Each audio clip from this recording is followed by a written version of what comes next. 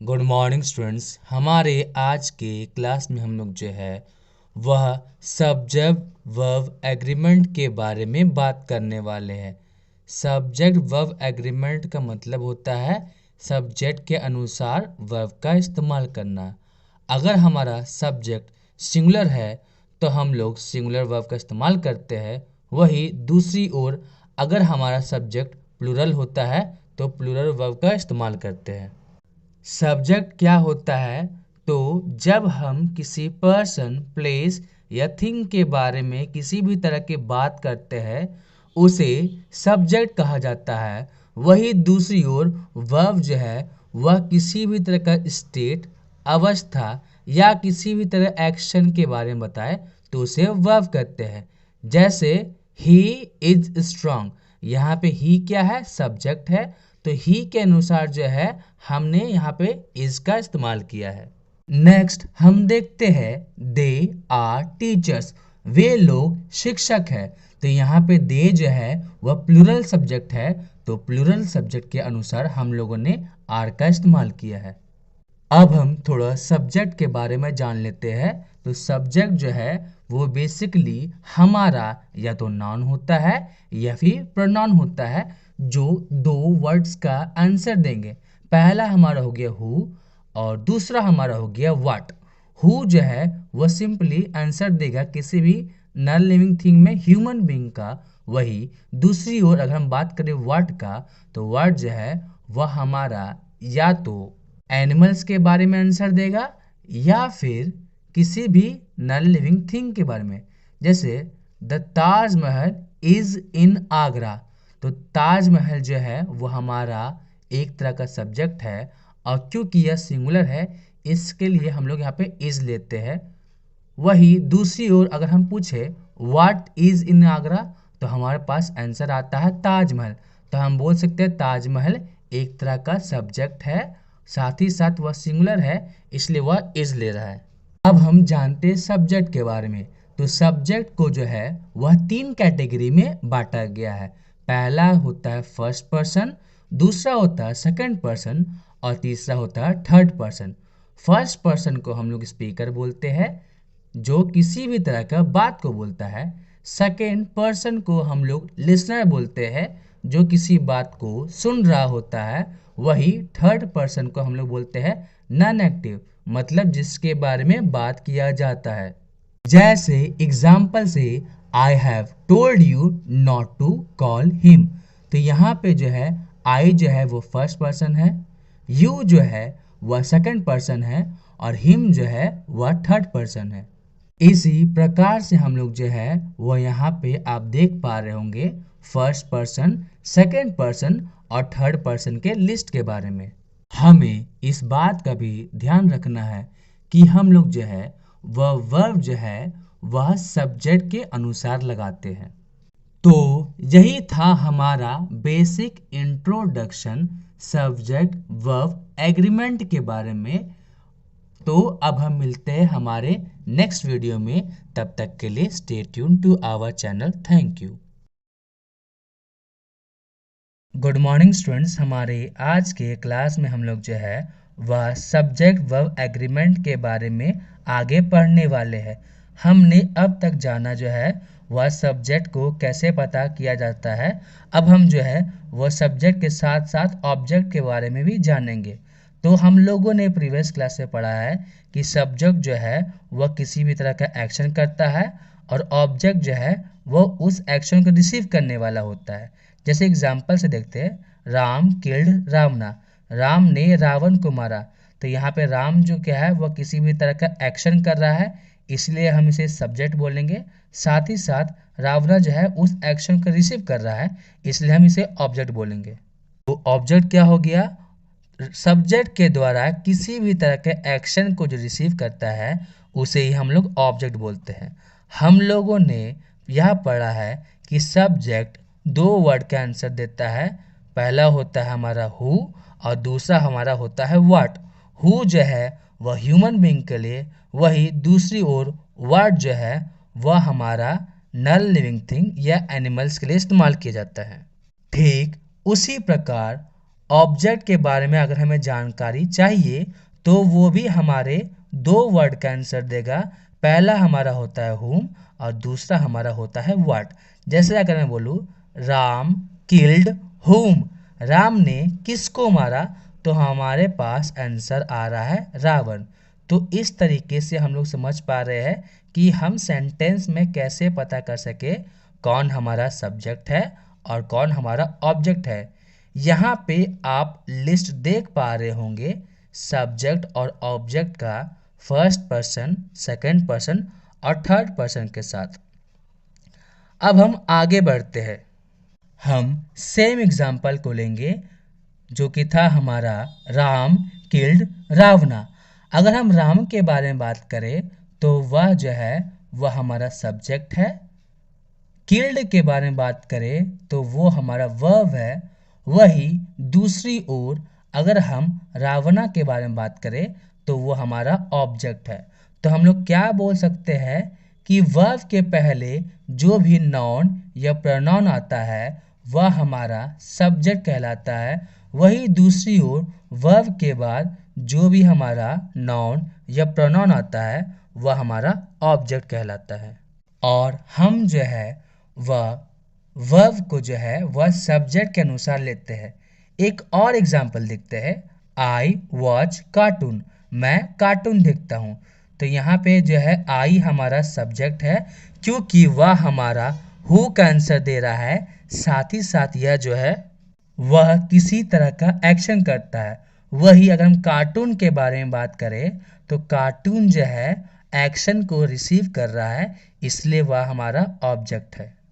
तो यहाँ भी हम लोग देख पा रहे हैं कि हम जो है वर्ब जो है वह सब्जेक्ट के अनुसार लगाते हैं। तो ये हमारा हो गया बेसिक कंसेप्ट। अब जो है वह हम थोड़ा अपना लेवल को बढ़ाते हैं। अब हम जानते हैं प्रेपोजिशन के बारे में। तो प्रेपोजिशन क्या होता है? प्रेपोजिशन के बारे में बात करें तो वह एक रिलेटिंग वर्ड होता है, एक वर्ड जो रिलेशन शो करता है एक नाउन या प्रोनाउन का दूसरे नाउन या प्रोनाउन से। जैसे एग्जाम्पल के तौर पर you are coming with me, तुम मेरे साथ आ रहे हो। तो यहाँ पे जो है यू और मी के बारे में बताया जा रहा है कि इन दोनों के बीच में क्या रिलेशन शो कर रहा है। साथ ही साथ यू और मी को जोड़ने का काम विथ कर रहा है। तो हम यह बोल सकते हैं कि विथ यहाँ पे क्या है? प्रेपोजिशन है।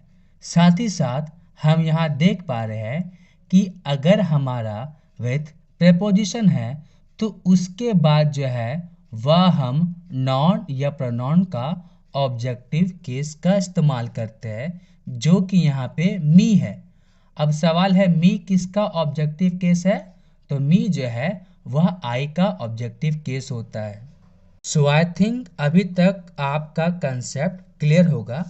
अगर मान के चलिए हमारे पास किसी भी तरह का सब्जेक्ट है और सब्जेक्ट के बाद हमारे पास प्रेपोजिशन आ जा रहा है और उसके बाद हमारे पास किसी भी तरह का ऑब्जेक्ट है, तो हम हेल्पिंग वर्ब जो है वह किसके अनुसार लेते हैं? सब्जेक्टिव केस के अनुसार लेते हैं।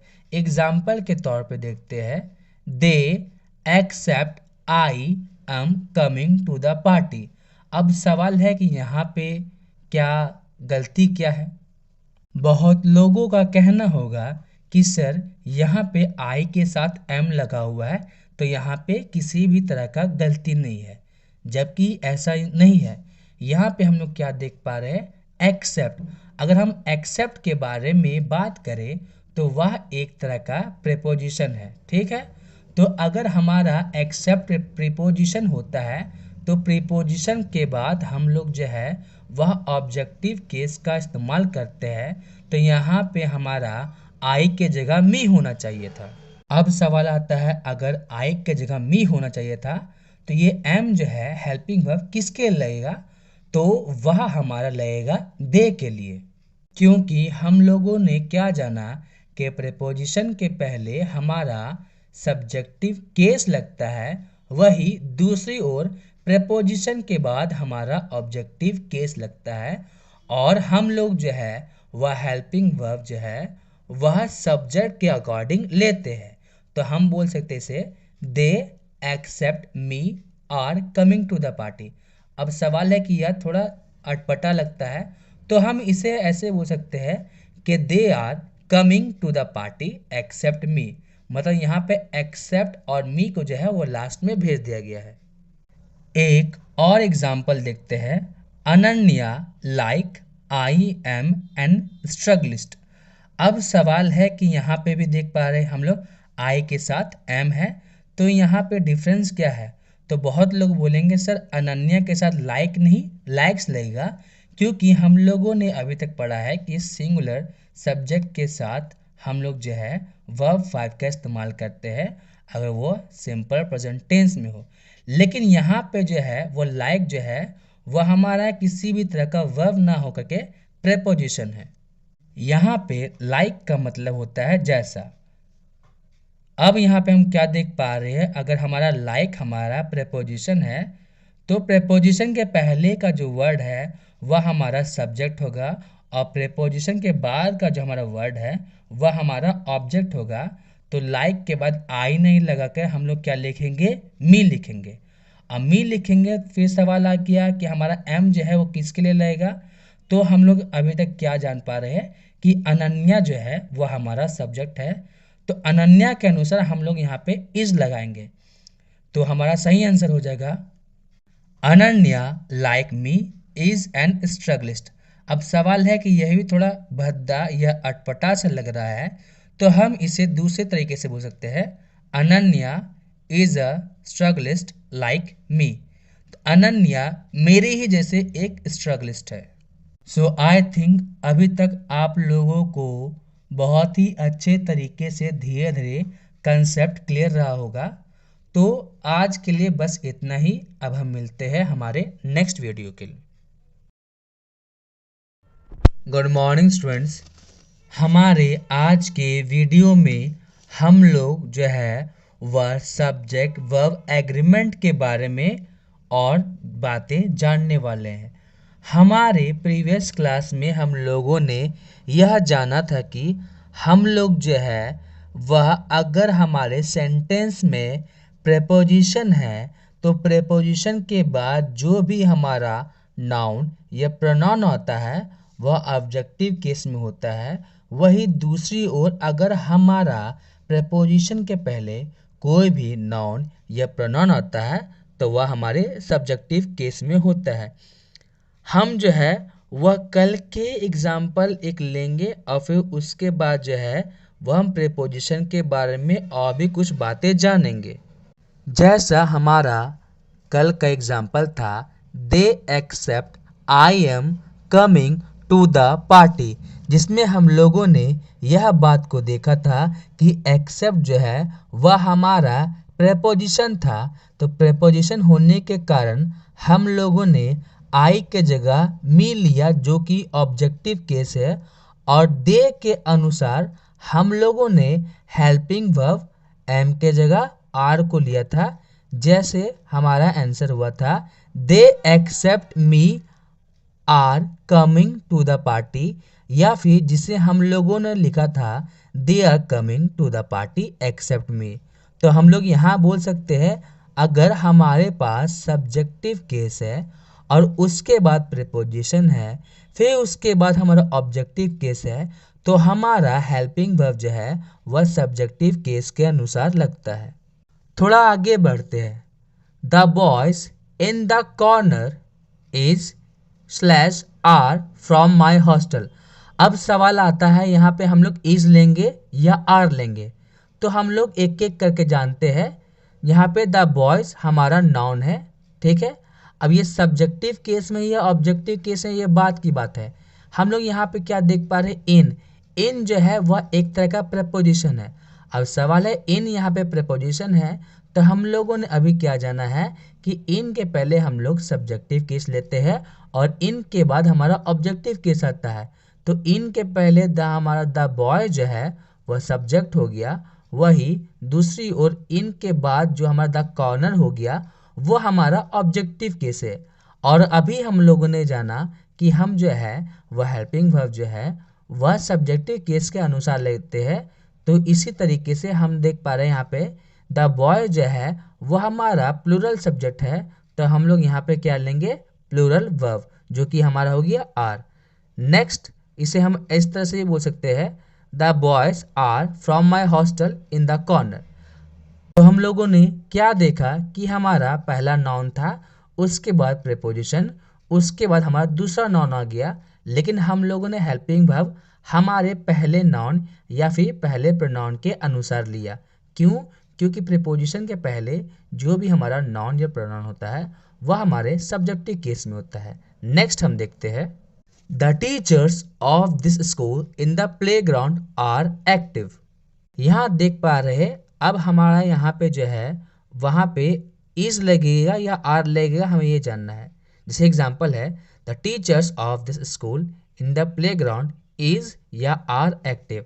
अब यहाँ पे देखिए हमारा यहाँ पे इन जो है वह एक तरह का प्रेपोजिशन है, और हम लोगों ने क्या जाना है कि इन के पहले मीन्स प्रेपोजिशन के पहले अगर कोई नाउन या प्रोनाउन है वह सब्जेक्टिव केस में होगा। वही दूसरी ओर अगर प्रेपोजिशन के बाद कोई नाउन या प्रोनाउन है तो उसे जो है हम ऑब्जेक्टिव केस में रखेंगे।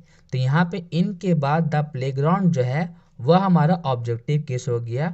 साथ ही साथ हम यहाँ देख पा रहे हैं कि इन जो कि एक तरह का प्रेपोजिशन है, उसके पहले अगर हम लोग दिस स्कूल को देखें तो ये हमारा सब्जेक्टिव केस में होता है। तो क्या हम जो है वह दिस स्कूल के अकॉर्डिंग हमारा हेल्पिंग वर्ब इज या आर लगेगा? तो इसका जवाब है नहीं। अब सवाल है क्यों नहीं? तो यहाँ पे हम देख पा रहे हैं कि दिस स्कूल के पहले हमारा क्या है, ऑफ, जो कि एक तरह का प्रेपोजिशन है। तो हम लोग यहाँ पे क्या देख पा रहे हैं कि अगर हमारा ऑफ प्रेपोजिशन है तो द स्कूल जो है वह अब हमारा ऑफ के अकॉर्डिंग हमारा ऑब्जेक्ट बन जाएगा, और इस सेंटेंस का हमारा सब्जेक्ट क्या हो गया, द टीचर्स। तो हमारा सब्जेक्ट द टीचर्स है, तो हम लोग जो है देख पा रहे टीचर्स जो है वो प्लूरल फॉर्म में है, इसलिए हम लोग यहाँ पे हेल्पिंग वर्ब क्या लगाएंगे, प्लूरल। तो हमारा यहाँ पे हेल्पिंग वर्ब क्या हो जाएगा, आर। तो हम लोग यहाँ क्या देख पा रहे हैं, अगर हमारे पास नॉन वन है उसके बाद प्रीपोजिशन है, फिर नॉन टू है उसके बाद प्रीपोजिशन है, फिर नॉन थ्री है उसके बाद प्रीपोजिशन है, मीन्स हम क्या करेंगे, नॉन की संख्या बढ़ाते जाएंगे और प्रीपोजिशन देखेंगे। तो हम जो है वो देखेंगे क्या कि हम नॉन वन के अकॉर्डिंग जो है वह हेल्पिंग वर्ब का इस्तेमाल करेंगे। आई थिंक अभी तक आप लोगों को सारी की सारी बातें समझ में आई होगी। तो आज के लिए इतना ही, मिलते हैं हमारे नेक्स्ट वीडियो में। तब तक के लिए stay tune to our channel. Good morning students, हमने अब तक यह जाना है कि हम जो है वह वर्ब के पहले हमारा सब्जेक्टिव केस रहता है, साथ ही साथ वर्ब के बाद हमारा ऑब्जेक्टिव केस रहता है।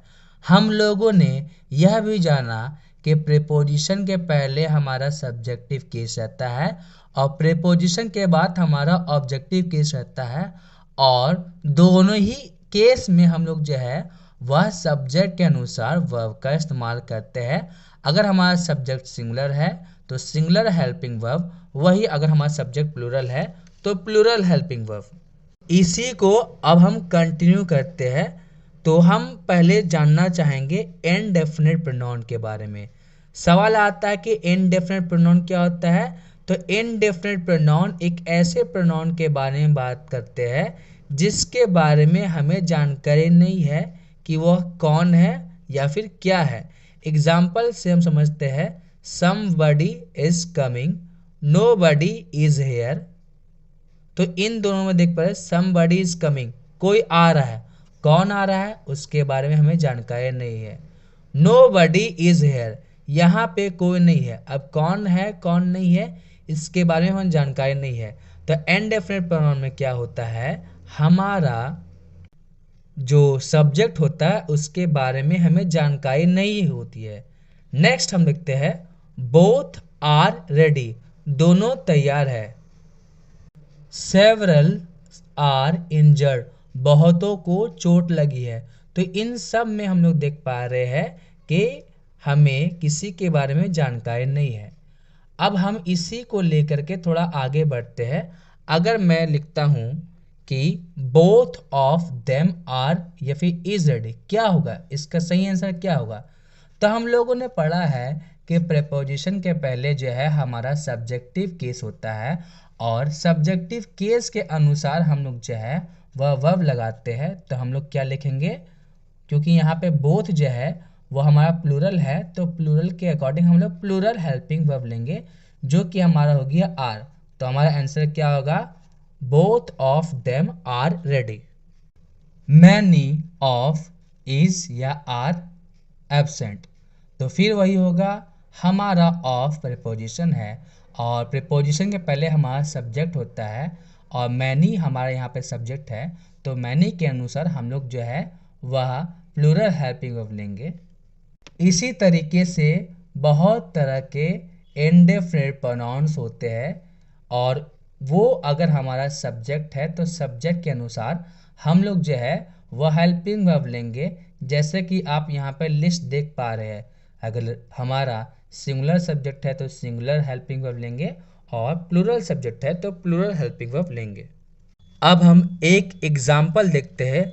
I know Ajay who work या वर्क्स इन माई ऑफिस, यहाँ पे हमारा सही आंसर क्या होगा?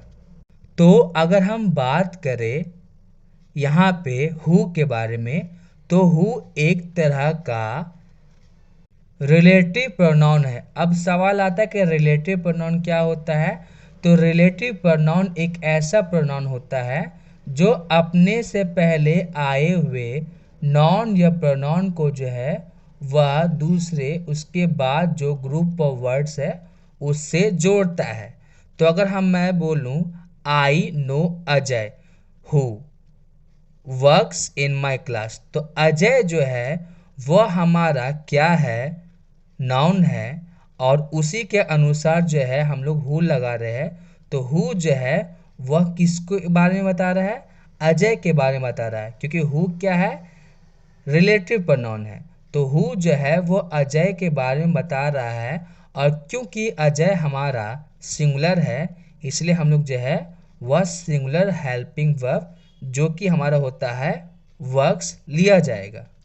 इस बात को हमें याद रखना है कि हु जो है वह हमारा रिलेटिव प्रोनाउन है, और उस जो है अपने से पहले आए हुए नाउन या प्रोनाउन के बारे में बताता है, और उसी के अनुसार आने वाले हेल्पिंग वर्ब का इस्तेमाल करता है।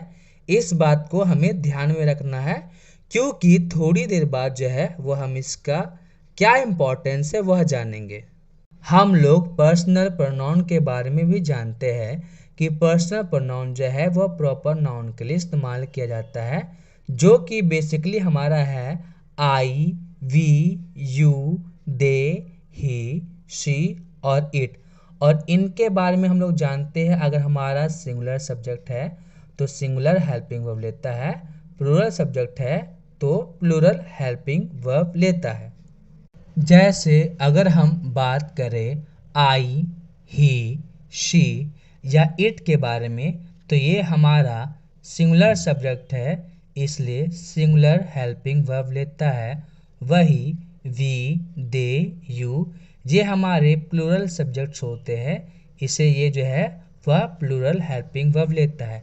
तो इन सब में जो है वो हम लोग इट के बारे में जानेंगे कि इट जो है वह किस तरह का सब्जेक्ट है। अगर हम इट के बारे में बात करें तो इट का इस्तेमाल अलग अलग जगह पे किया जाता है।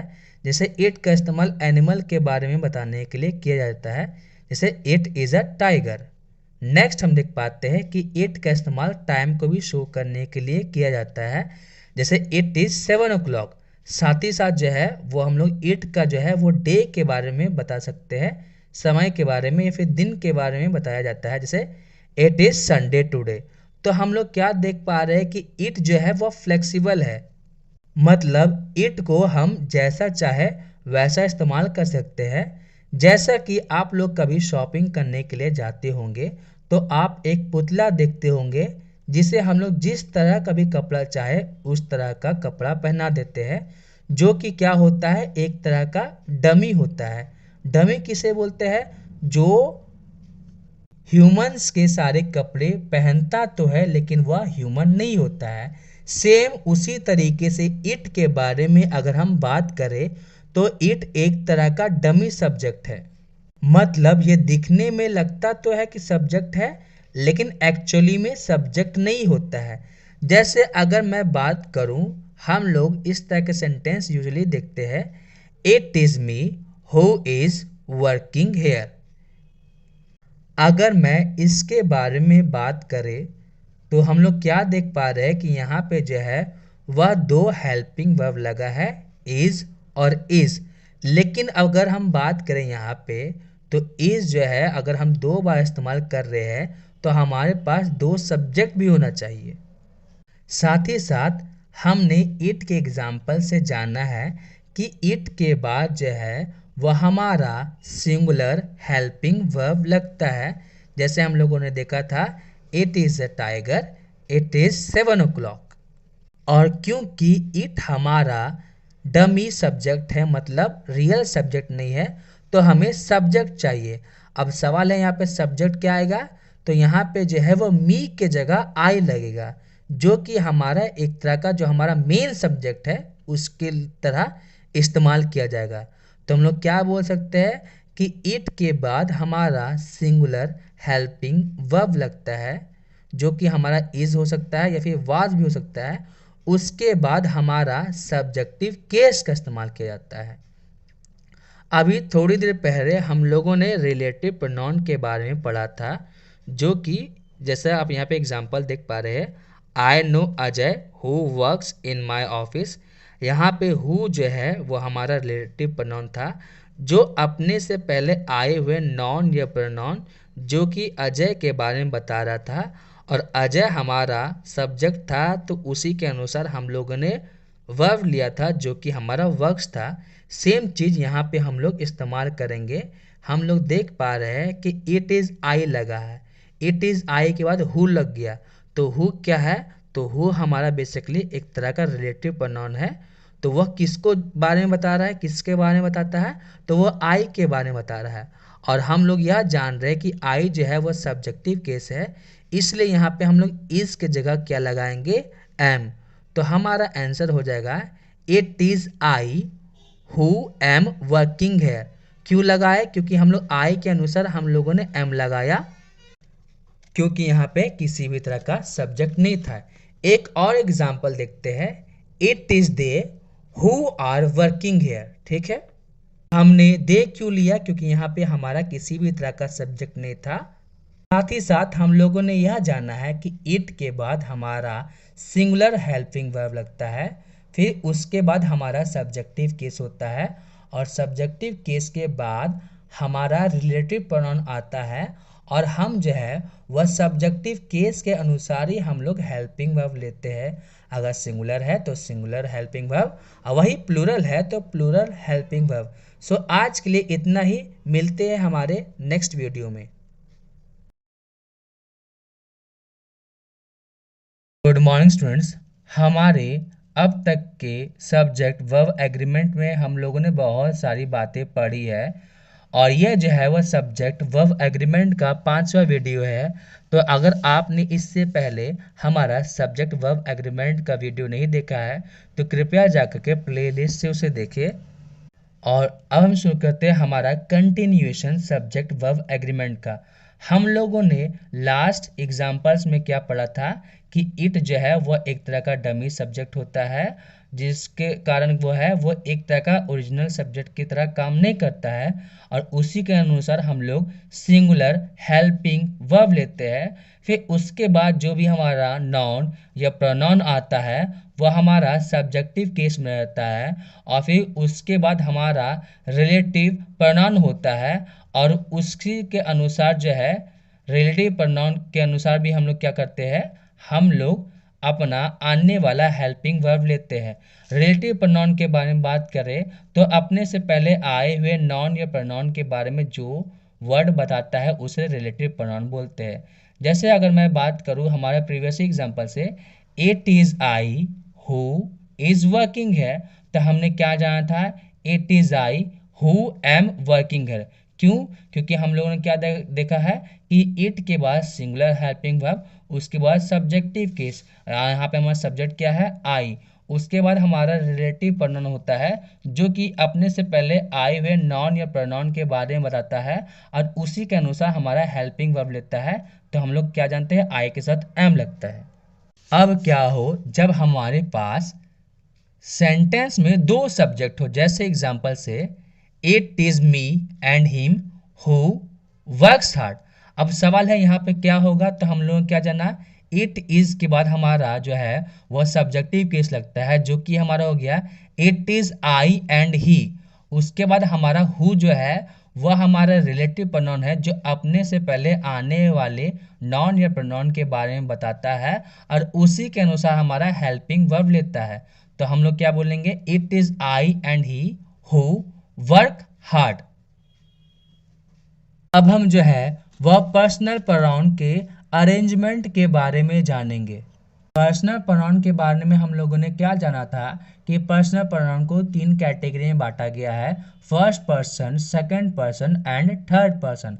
फर्स्ट पर्सन जो किसी भी तरह का स्पीकर होता है, बात बोलने वाला होता है, जैसे आई एंड वी। सेकंड पर्सन होता है हमारा लिसनर जो किसी बात को सुनता है, जो कि हमारा हो गया यू। और वही दूसरी ओर अगर हम थर्ड पर्सन के बारे में बात करें तो वह नॉन एक्टिव होता है जो कि हमारा हो गया ही, शी, इट एंड दे।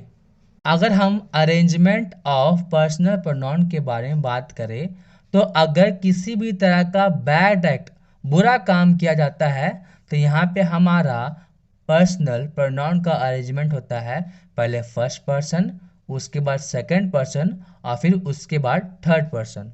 जैसे एग्जाम्पल से you, she and I has made a mistake. तो सवाल है यहाँ पे गलती क्या है, तो किसी भी तरह का बैड एक्ट किया गया है, बुरा काम किया गया है। तो हम लोग क्या जान रहे हैं कि बैड एक्ट के लिए हमारा पहले फर्स्ट पर्सन आएगा जो कि हमारा हो गया आई, उसके बाद हमारा सेकंड पर्सन आएगा जो कि हमारा हो गया यू और फिर उसके बाद हमारा थर्ड पर्सन आएगा जो कि हमारा हो गया शी। तो हमारा सब्जेक्ट क्या हो गया, आई, यू एंड शी। फिर उसके अकॉर्डिंग क्योंकि हम लोग देख पा रहे हैं कि यहाँ पे जो है वह नॉन या प्रोनाउन की संख्या जो है वह दो से ज़्यादा है, साथ ही साथ वह एंड के साथ जुड़ा हुआ है, तो ये प्लूरल सब्जेक्ट है जिसके अकॉर्डिंग हम लोग हेल्पिंग वर्ब लेंगे हैव। तो हमारा आंसर क्या हो जाएगा, I, you and she have made a mistake. अगर हम किसी भी तरह के बैड एक्ट करते हैं, बुरा काम करते हैं, तो बहुत सारे लोग हैं जो गुड एक्ट करते हैं, अच्छा काम करते हैं। तो सवाल है कि गुड एक्ट के लिए क्या किया जाएगा, तो सिंपल है, बैड एक्ट में फर्स्ट पर्सन पहले आता है तो गुड एक्ट में जो है वो फर्स्ट पर्सन लास्ट में चला जाएगा। क्यों? क्योंकि हमारे साथ क्या है, अगर हम अच्छे काम करते हैं तो अपने अच्छे काम का क्रेडिट हम लोग नहीं लेना चाहते हैं। तो गुड एक्ट में हमारा क्या हो जाएगा, पर्सनल प्रोनाउन का arrangement second person, third person और उसके बाद फर्स्ट पर्सन। जैसे एग्जांपल में हम लोग देखते हैं, Shyam, I and you have helped them. ये किसी भी तरह का अच्छा काम है। तो सबसे पहले हम लोग क्या करेंगे, हम लोग जो है पहले फर्स्ट पर्सन को ना रख करके हम लोग पहले सेकंड पर्सन को रखेंगे जो कि हमारा हो गया यू, उसके बाद थर्ड पर्सन को रखेंगे जो कि हमारा हो गया श्याम, फिर उसके बाद फर्स्ट पर्सन को रखेंगे जो कि हमारा हो गया आई। तो हमारा आंसर क्या होगा, you, Shyam and I have helped them. अब इसके बाद जो है वो हम थोड़ा आगे पढ़ते हैं जो कि हमारा हो गया पॉजेसिव एडजेक्टिव। सवाल आता है पॉजेसिव एडजेक्टिव क्या होता है, तो पॉजेसिव का मतलब ही होता है जो किसी भी तरह का पोजीशन शो करे, अधिकार शो करे। तो पॉजेसिव एडजेक्टिव क्या हो गया, एक ऐसा एडजेक्टिव जो किसी भी तरह का पोजीशन, अधिकार शो करता है। जैसे एग्जांपल से I can do my work, मैं अपना काम कर सकता हूँ। You can do your work, तुम अपना काम कर सकते हो। We can do our work, हम अपना काम कर सकते हैं। He can do his work, वह अपना काम कर सकता है। She can do her work, वह अपना काम कर सकती है। और they can do their work, वह अपना काम कर सकते हैं। तो इन सब में अगर हम बात करें वर्क के बारे में, तो वर्क जो है वह हमारा नाउन है। और हम क्या जानते हैं कि नाउन के पहले अगर कोई वर्ड आता है, या फिर नाउन या प्रोनाउन के पहले अगर कोई वर्ड आता है और वह नाउन या प्रोनाउन के बारे में एडिशनल इंफॉर्मेशन देता है, तो उसे हम एडजेक्टिव बोलते हैं। तो यहाँ पे हमारा माई, आवर, योर, हीज, हर और दियर, ये सब हमारा क्या हो गया, बेसिकली एडजेक्टिव हो गया। और क्योंकि ये सारे के सारे एडजेक्टिव जो है वो पोजीशन शो कर रहे हैं, इसलिए हम इसे क्या बोलेंगे, पॉजिटिव एडजेक्टिव। तो हमें इस बात का क्या ध्यान रखना है कि हमारा पॉजिटिव एडजेक्टिव के बाद जो है वह हमारा नाउन आता है। तो यहाँ तो बात हो गई जब हमारा सब्जेक्ट सिंगुलर हो, लेकिन क्या हो जब हमारा सब्जेक्ट जो है वह फर्स्ट पर्सन, सेकंड पर्सन और थर्ड पर्सन तीनों का कॉम्बिनेशन हो। क्योंकि हम लोगों ने फर्स्ट पर्सन के अकॉर्डिंग फर्स्ट पर्सन का पॉजिटिव केस लिया, सेकंड पर्सन के अकॉर्डिंग सेकंड पर्सन का पॉजिटिव केस लिया, वही थर्ड पर्सन के अकॉर्डिंग थर्ड पर्सन का पॉजिटिव केस लिया।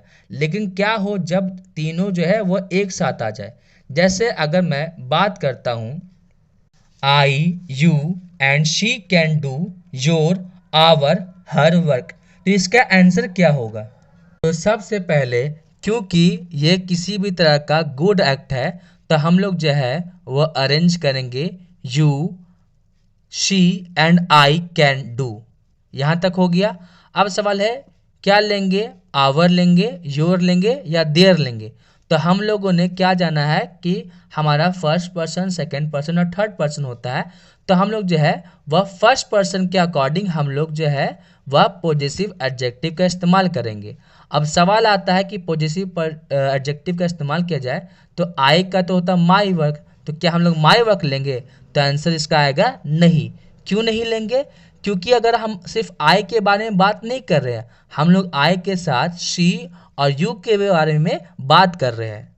और क्योंकि ये जो है वो प्लूरल फॉर्मेशन कर रहे हैं, इसलिए हम लोग फर्स्ट पर्सन का प्लूरल पॉजिटिव एडजेक्टिव लेंगे, जो कि हमारा हो गया आवर। तो हम लोग क्या जान पा रहे हैं कि हाँ इस पे आंसर क्या होगा, आवर वर्क होगा। साथ ही साथ हम लोगों को इस बात को ध्यान में रखना है कि अगर हमारे पास सब्जेक्ट जो है उसकी संख्या दो या दो से ज़्यादा है, साथ ही साथ वो फर्स्ट पर्सन, सेकंड पर्सन या थर्ड पर्सन में है, तो फर्स्ट पर्सन के अकॉर्डिंग अगर हमारे पास सेंटेंस में फर्स्ट पर्सन है तो हम लोग उसका पॉजिटिव एडजेक्टिव आवर लेंगे। वही अगर फर्स्ट पर्सन न होकर के हमारा सेकंड पर्सन है तो उसके अकॉर्डिंग हम लोग योर लेंगे। और सिर्फ थर्ड पर्सन है और वो प्लूरल फॉर्म में है तो उसके लिए हम लोग दियर लेंगे। जैसे हम लोगों ने पहला एग्जाम्पल में समझा, अब हम जानते हैं दूसरे एग्जाम्पल में, you and she can do your, our या हर वर्क। अब यहाँ पे देखिए फर्स्ट पर्सन तो नहीं है तो हमारा आवर तो लगेगा नहीं। अब हमारे पास देखना कि हमारे पास सेकंड पर्सन है, तो हाँ सेकंड पर्सन है, तो हम लोग जो है यहाँ पे क्या लगाएंगे, you and she can do your work. अब हमारे पास जो है वह सेकंड पर्सन ना होकर के सिंपल हमारा थर्ड पर्सन होता है, जैसे ही एंड शी। तो ही एंड शी बेसिकली हमारा थर्ड पर्सन है, तो हम क्या लिख सकते हैं, he and she can do their work. क्यों, क्योंकि यहाँ पे हमारा थर्ड पर्सन के अलावा और कोई पर्सन नहीं था, और उसी के अनुसार हम लोगों ने पॉजिटिव एडजेक्टिव का इस्तेमाल किया है। तो आज के लिए इतना, मिलते हैं हमारे नेक्स्ट क्लास में। गुड मॉर्निंग स्टूडेंट्स, हमारे आज के क्लास में हम लोग जो है वह सब्जेक्ट वर्ब एग्रीमेंट के बारे में और भी बहुत सारी बातें जानेंगे। सबसे पहला हमारा होता है कि अगर हम एडजेक्टिव के पहले दाल लगा देते हैं तो उसके बाद हमारा प्लूरल हेल्पिंग वर्ब आता है। क्योंकि अगर हम किसी एडजेक्टिव के पहले दाल लगाते हैं तो वो पूरे के पूरे ग्रुप या कम्युनिटी के बारे में बताता है। As for example the honest has या हैव टू सफ़र। यहाँ पे देखिए द ऑनेस्ट का मतलब हो गया ईमानदार लोग। अब जहाँ पे लोग आ गया तो लोग तो हमारा प्लूरल होता है, तो हम लोग यहाँ पे हैव लेंगे। नेक्स्ट होता है द पुअर आर सैड, गरीब लोग बीमार है। इसके बाद हम जो है हम कंजंक्शन के बारे में जानेंगे। अगर हम बात करें कंजंक्शन के बारे में तो यह एक कनेक्टिंग वर्ड है, मतलब एक ऐसा शब्द जो जोड़ता है। अब किसको जोड़ता है? वर्ड्स को जोड़ता है, सेंटेंस को जोड़ता है या फिर क्लॉज को जोड़ता है। एग्जाम्पल से समझते हैं। They will come but they will be late. तो दे विल कम ये हमारा पहला सेंटेंस है और दे विल बी लेट यहाँ हमारा दूसरा सेंटेंस है। और क्योंकि इन दोनों को जोड़ने का काम बट कर रहा है इसलिए यहाँ पे हमारा बट कंजंक्शन है। दूसरा एग्जांपल देखते हैं। I can not solve the question so I learn the concept.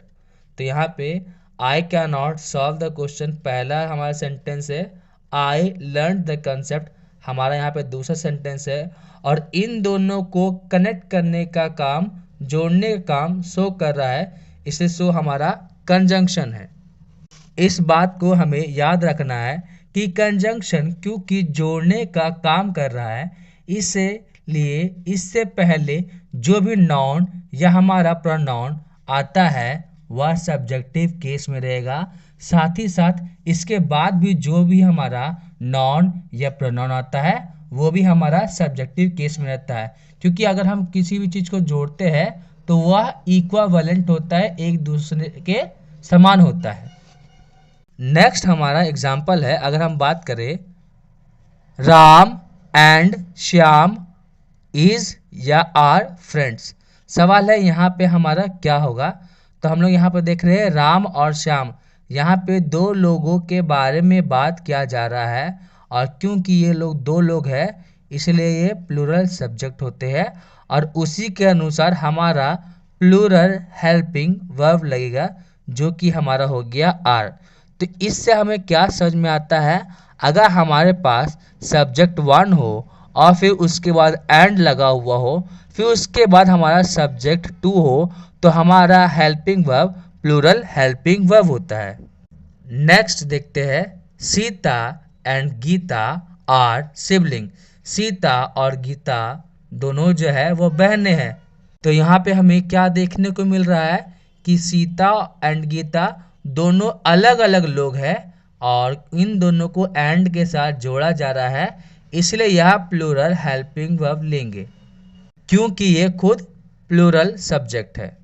इसी के दूसरी ओर अगर हम बात करें एक famous example, slow and steady wins the race. जो धीमा और निरंतर होता है वही रेस को जीतता है।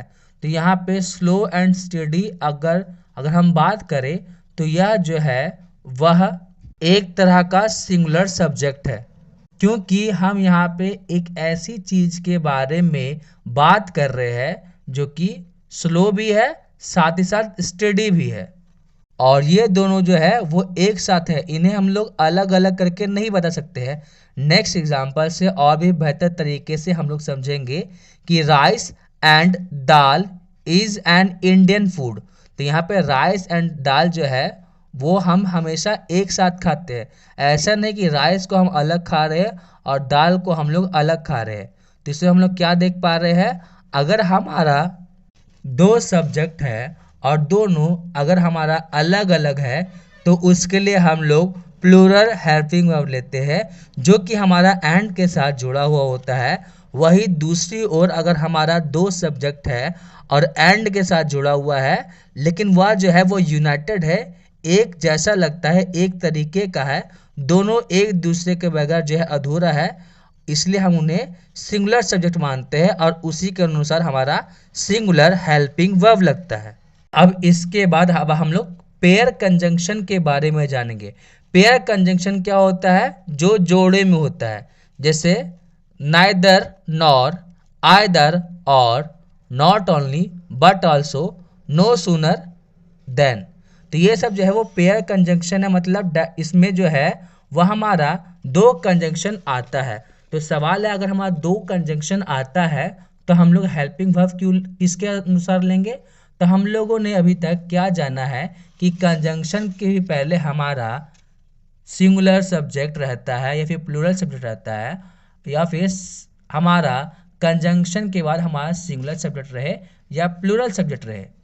साथ ही साथ हम लोगों ने क्या जाना है कि कंजंक्शन के पहले जो भी हमारा नॉन या प्रोनाउन है और कंजंक्शन के बाद जो भी हमारा नॉन या प्रोनाउन है वह सब्जेक्टिव केस में रहता है। यहाँ पे हम लोग हेल्पिंग वर्ब के बारे में बात करें तो रिवर्स कंसिडरेशन देखा जाता है, मतलब हम लोग राइट से लेफ्ट की तरफ जाते हैं और जो भी हमारा हेल्पिंग वर्ब के नज़दीकी सब्जेक्ट है, चाहे वो सिंगुलर हो या प्लूरल हो, उसी के अनुसार हम लोग हेल्पिंग वर्ब लेते हैं। एग्जाम्पल से हम लोग समझने की कोशिश करते हैं। Neither the price nor the quality of products have changed। तो सवाल है इसका आंसर क्या होगा। तो हम लोग यहाँ पे क्या देख पा रहे हैं, पेयर कंजंक्शन है जो कि हमारा नाइदर नॉर है। नाइदर के बगल में हमारा सब्जेक्ट वन द प्राइस है, उसी के बाद नॉर के बाद हमारा सब्जेक्ट टू जो कि हमारा द क्वालिटी ऑफ प्रोडक्ट्स है। तो सवाल है इसके अनुसार हम लोग का क्या लगेगा। तो बहुत लोगों का कहना होगा कि सर हमारा आंसर जो है वह हैज़ होगा, जबकि ऐसा नहीं है। अगर हम सेकंड सब्जेक्ट के बारे में बात करें तो वहाँ पे हम लोग क्या देख पा रहे हैं, ऑफ, और ऑफ के पहले हमारा जो नॉन या प्रोनाउन रहता है वो सब्जेक्टिव केस में रहता है। साथ ही साथ ऑफ के बाद जो हमारा नॉन या प्रोनाउन रहता है वो ऑब्जेक्टिव केस में रहता है, और हम लोग हेल्पिंग वर्ब जो है वह सब्जेक्टिव केस के अनुसार लेते हैं। क्योंकि यहाँ पे हमारा द क्वालिटी सिंगुलर है, इसलिए हम लोग सिंगुलर हेल्पिंग वर्ब लेंगे जो कि हमारा हो गया हैज़। नेक्स्ट एग्जाम्पल है not only the students but the teacher has slash have tried for good marks. तो हम लोग यहाँ पे क्या देख पा रहे हैं, यहाँ पे हमारा पेयर कंजंक्शन है नॉट ओनली बट। तो नॉट ओनली के बाद हमारा पहला सब्जेक्ट है और बट के बाद हमारा दूसरा सब्जेक्ट है, और हम लोगों ने क्या जाना है कि हमारा हेल्पिंग वर्ब जो है वह हमेशा कंजंक्शन के केस में दूसरे सब्जेक्ट के अनुसार लगेगा। और क्योंकि यहाँ पे हमारा टीचर जो है वह सिंगुलर है, इसलिए हम लोग सिंगुलर हेल्पिंग वर्ब हैज़ लेंगे। तो आज के लिए इतना ही, मिलते हैं हमारे नेक्स्ट वीडियो में।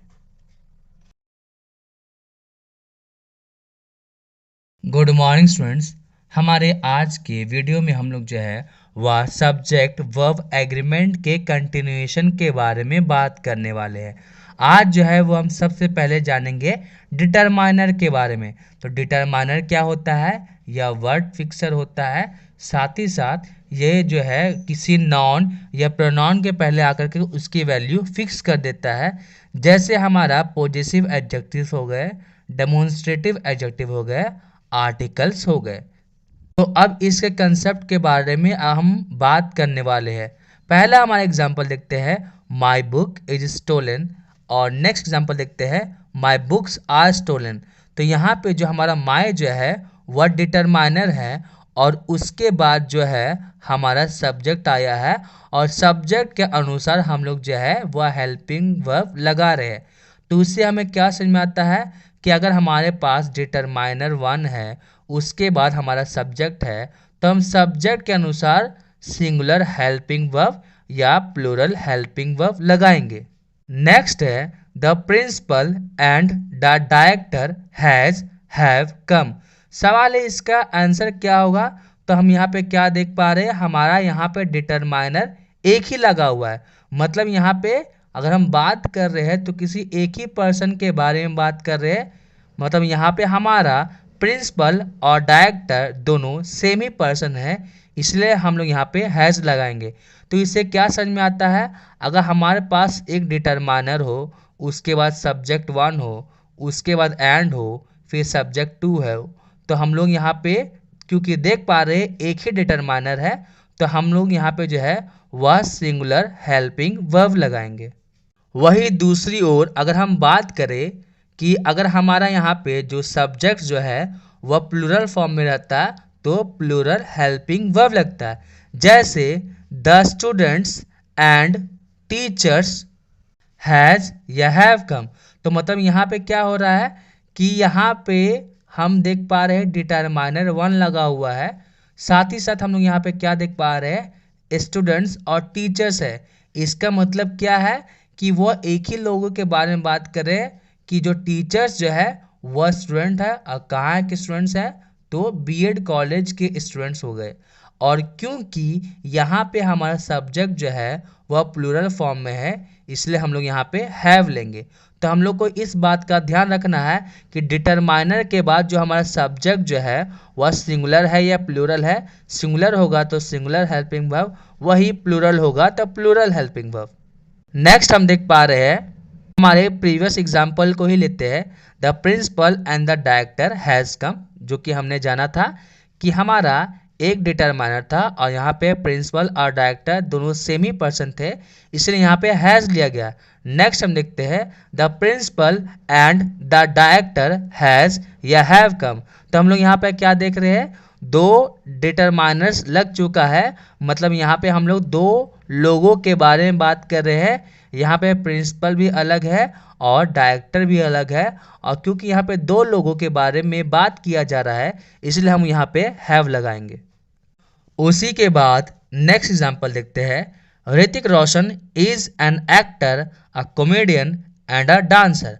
अब हम लोग यहाँ पे क्या देख पा रहे हैं, यहाँ पे हमारा डिटरमाइनर्स, तीन डिटरमाइनर्स लग गया, जो क्या हो गया, एन डायरेक्टर, अ कॉमेडियन और अ डांसर। तो हम लोग क्या देख पा रहे हैं कि ऋतिक रोशन क्योंकि एक ही पर्सन है इसलिए हम लोग यहाँ पे एक ही डिटरमाइनर लगाएंगे। तो हमारा सही आंसर क्या हो जाएगा, Hrithik Roshan is an actor, comedian and a dancer. इसके आगे अब हम जानेंगे users of here and there. तो हम लोग क्या जानेंगे कि अगर हेयर है या फिर देयर है तो हमारा जो हेल्पिंग वर्ब है वह उसके बाद आने वाले सब्जेक्ट पे डिपेंड करता है। अगर हमारा सब्जेक्ट सिंगुलर है तो सिंगुलर हेल्पिंग वर्ब लेगा, वही प्लूरल है तो प्लूरल हेल्पिंग वर्ब लेगा। जैसे एग्जांपल से, here is a book, here are books, there is a book, there are books. तो आज के लिए इतना ही, मिलते हैं हमारे नेक्स्ट वीडियो में।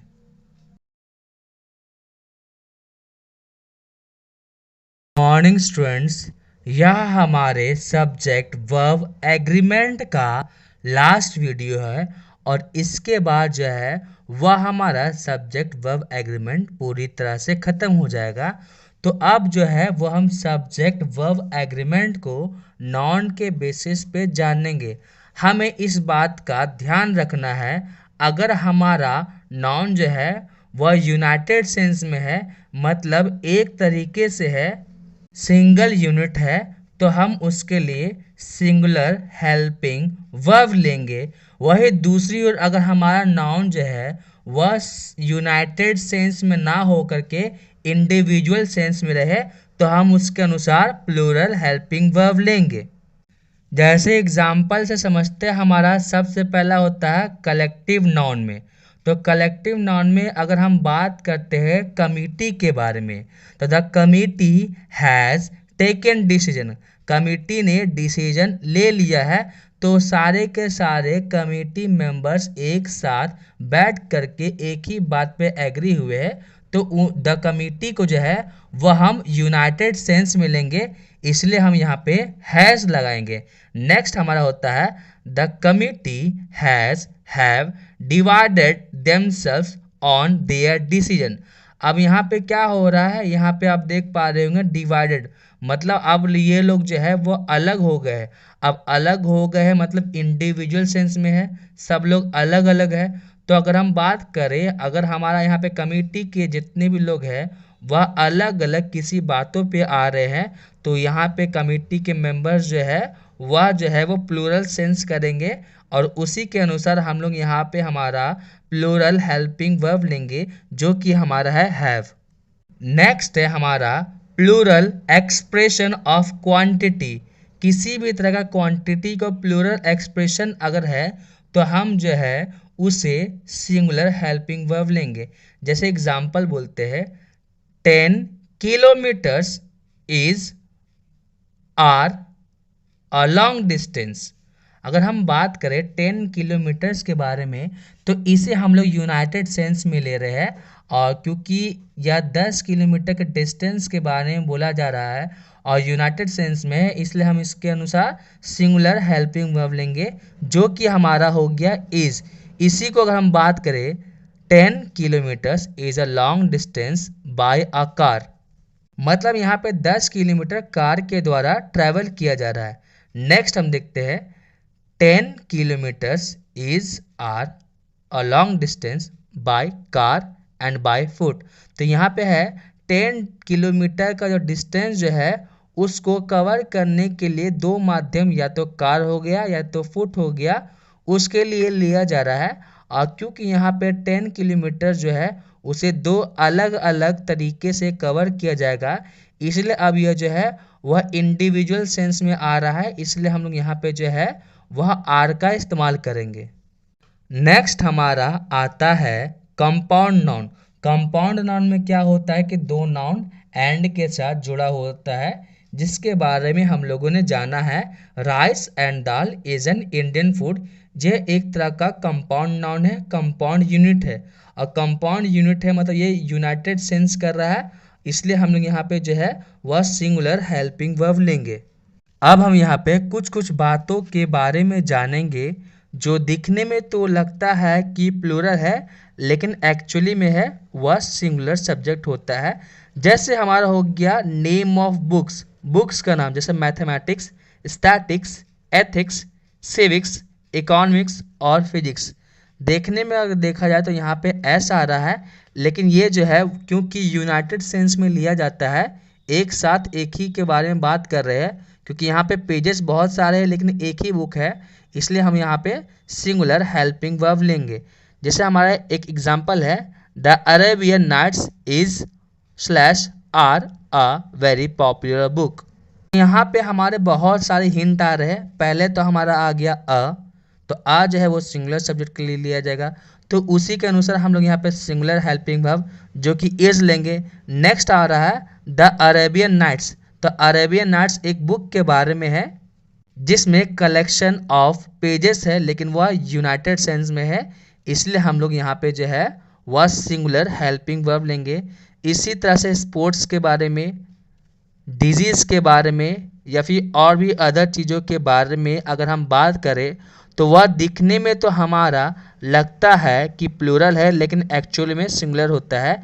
जैसे अगर हम बात करें न्यूज़ के बारे में, तो न्यूज़ जो है इसके लास्ट में एस लग रहा है, तो ऐसा प्रिटेंड किया जाता है कि यह जो है वो प्लूरल है, लेकिन एक्चुअली में यह सिंगुलर यूनिट है, एक सिंगल यूनिट है, यूनाइटेड सेंस में है, इसलिए हम लोग न्यूज़ के साथ आर लेंगे।